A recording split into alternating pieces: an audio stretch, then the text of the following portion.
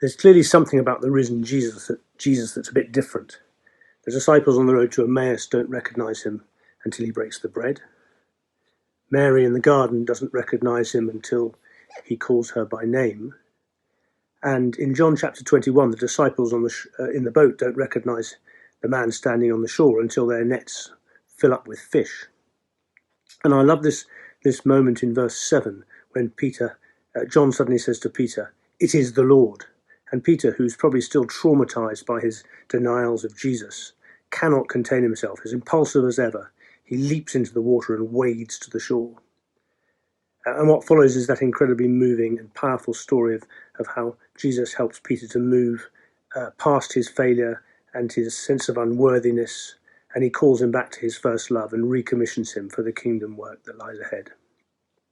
And I wonder if we can be like those first disciples sometimes, who saw Jesus after the resurrection but didn't recognize him.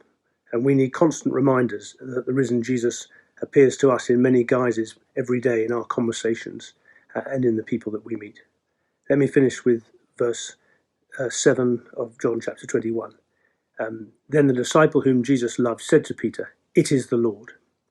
As soon as Simon Peter heard him say, "It is the Lord," he wrapped his outer garment around him, for he had taken it off, and he leapt into the water.